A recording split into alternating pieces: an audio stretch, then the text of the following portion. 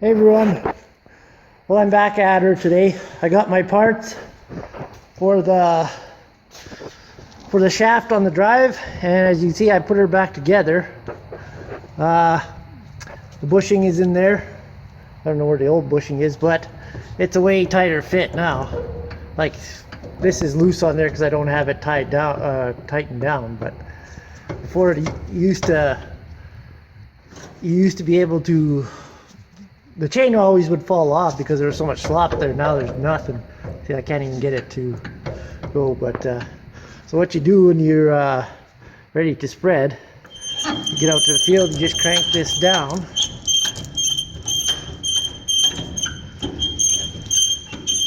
Until the tire touches the other tire, and then you put some pressure on it.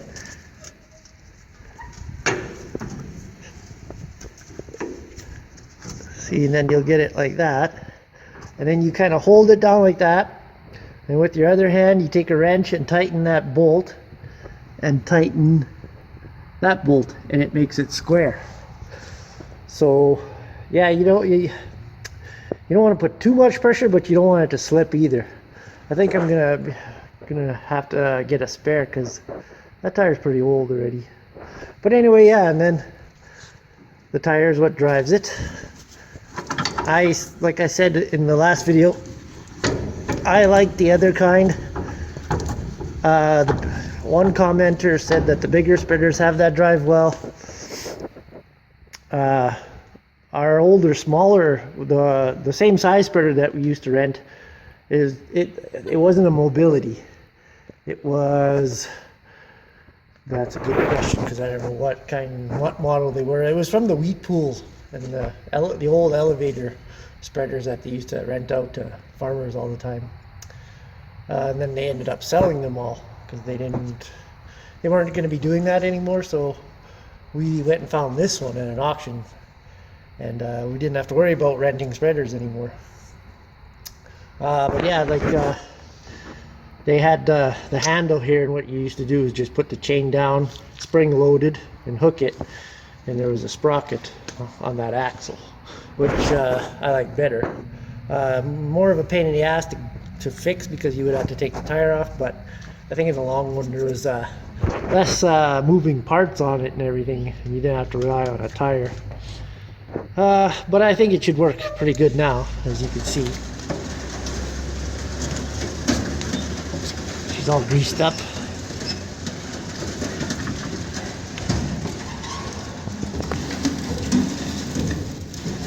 I'm moving it backwards right now.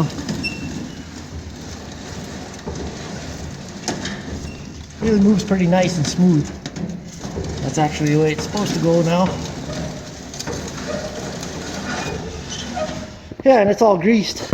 I was gonna wash it, but I will do that when we're done. So now that that's fixed, I have one more item to take care of, which is welding the cracks on the frame. I'm going to use my MIG welder, crank the heat up on it. I clean the area with the wire brush, and for MIG welding you got to have it pretty clean. You know what they say, cleaner the better.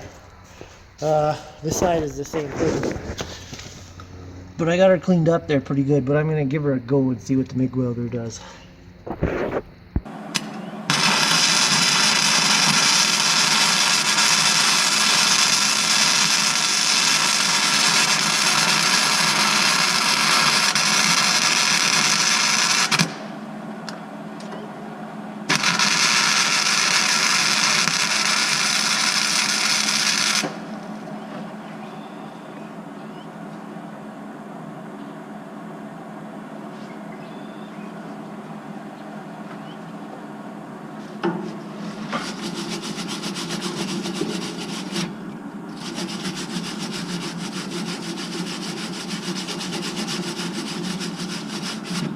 Kind of a shitty weld. I think it's dirty.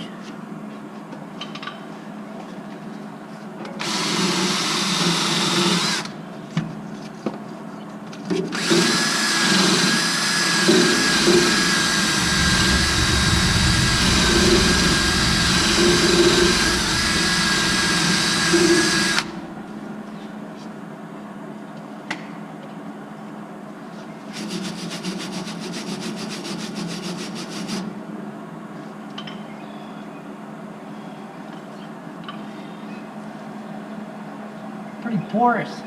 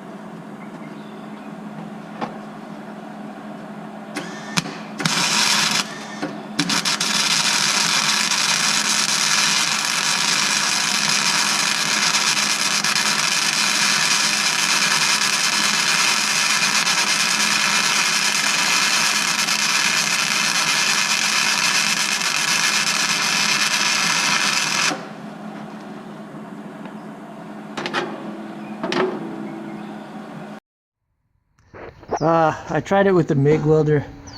That just wasn't cutting it. Just garbage welds.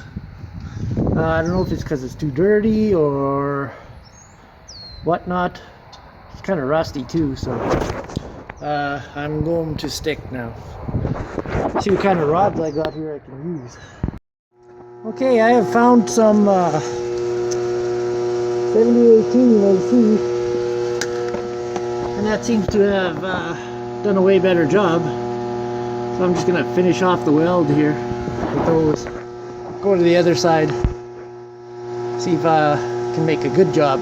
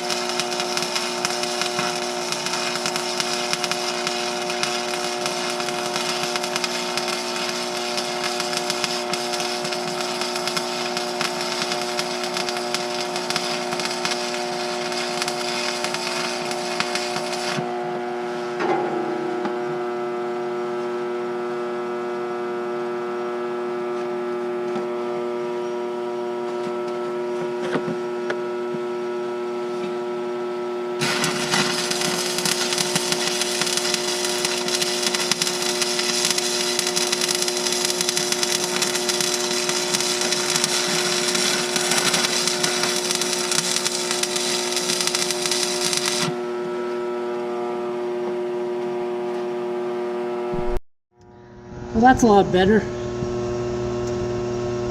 Still looks kind of like crap, but way better than the MIG welder.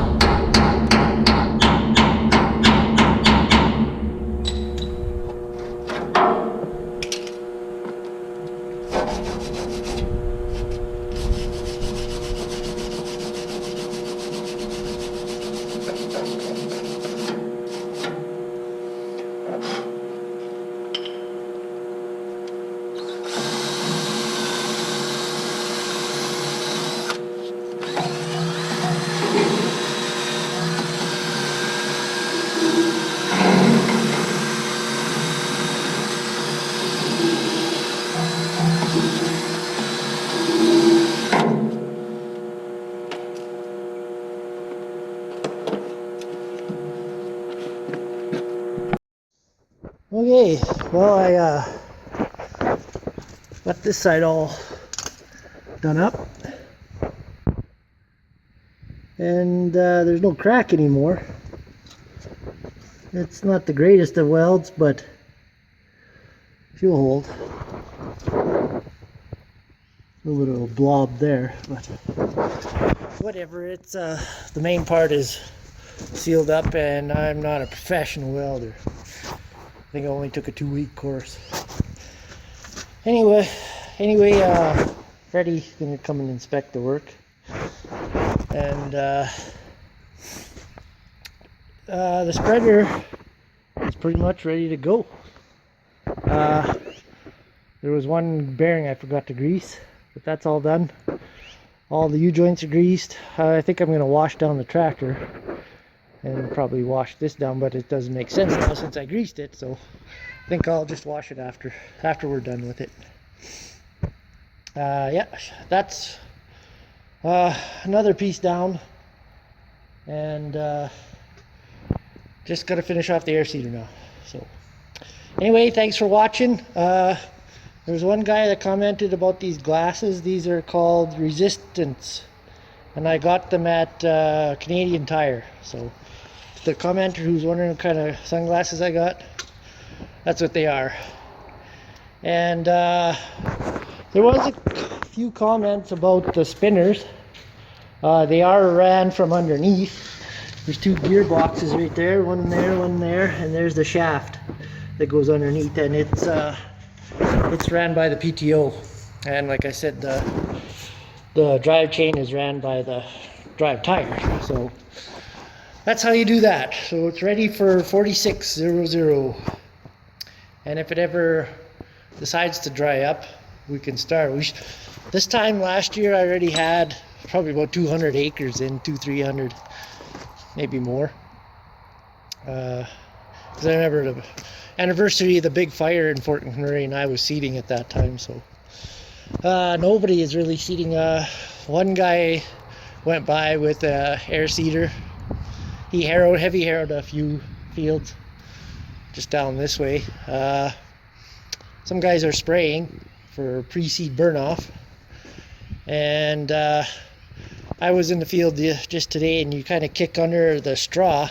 If we could have heavy harrowed the straw in the fall, it would have been good, but where the combines went by, and it's just so thick a straw that it stays muddy under there, so it's really muddy. And then we got that rain day before yesterday, so that didn't help. Anyway, thanks for watching. Make sure you subscribe and leave your comments, and we'll see you soon. Thanks for watching.